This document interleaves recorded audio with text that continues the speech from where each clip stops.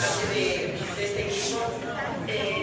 Simplemente veníamos a agradecerle a la Virgen de la Asunción toda su ayuda.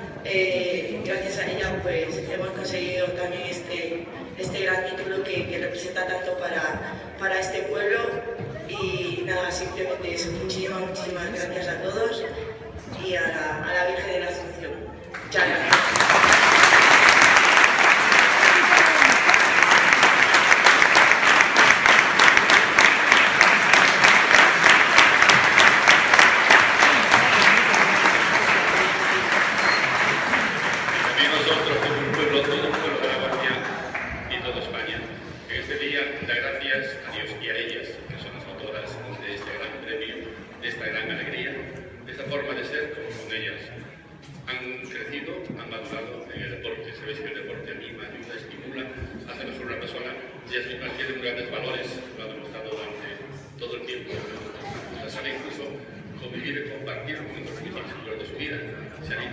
Si el deporte da eso, intento saber dar a los demás lo que llevan dentro, que es la alegría.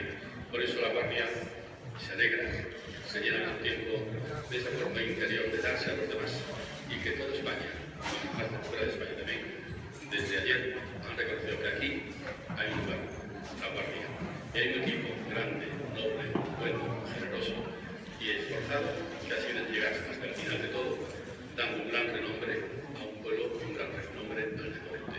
Y sobre todo, da un ejemplo a las nuevas generaciones. Las nuevas generaciones, viéndose a vosotros, también piensan en esto. Piensan en el balonmano, piensan en el deporte, que es noble, bueno y limpio.